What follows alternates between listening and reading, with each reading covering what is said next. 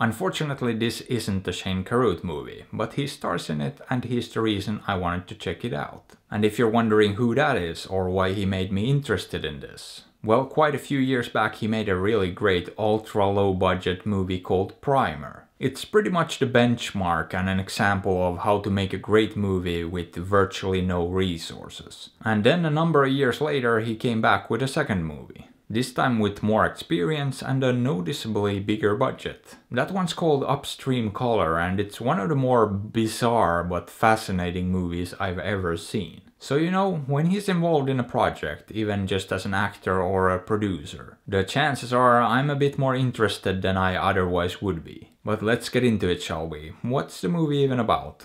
Well, it's essentially a horror movie with some strong psychological elements to it. And it takes place in a psychiatric ward where Shane Carruth plays a doctor, a psychiatrist I guess. And basically what happens is that a guy in some sort of catatonic state gets committed. The guy also seems to suffer from amnesia and is a bit of a mystery case overall. So the movie explores what's going on with him and also what's going on with the doctor as well. Because he's got his own issues he's dealing with, and that makes things a bit more interesting. But the movie also gets into the committed guy's background a little bit too, through this state medical examiner who starts to dig around a little bit as well. And what unfolds is a pretty creepy and kinda effective little horror movie. That's not very complex, and well, the phenomenon isn't really explained in great detail either. It does give it some lore and backstory, and it does follow some sort of internal logic. But it just didn't feel extremely well fleshed out or anything like that. And all of that is more or less explored through the character of the medical examiner too. And to be honest, that part of the movie felt almost like an afterthought.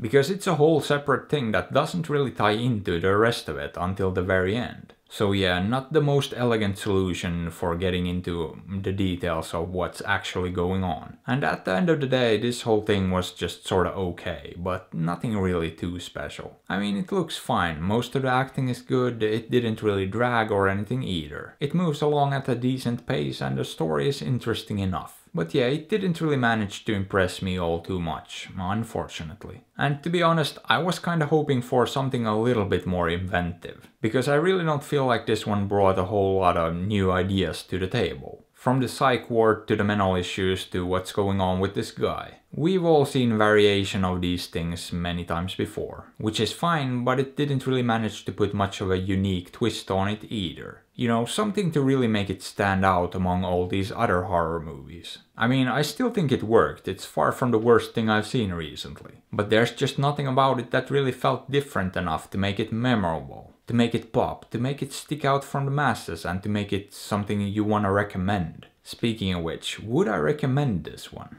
Not really. I mean, if you're hurting for some fairly decent horror, you could do worse. But otherwise, I don't really know what you'd get out of this. So I think this one is pretty safe to skip, or you could not do that. After all, I'm not your dad. But hey, what are your thoughts on this? Have you seen it? Did you like it? Let me know. And if you enjoyed the video, maybe give it a thumbs up or sub to the channel, because that would be fantastic. And if you'd like, you can also support me on Patreon or PayPal through the links in the description. And as always, I appreciate you and thanks for watching.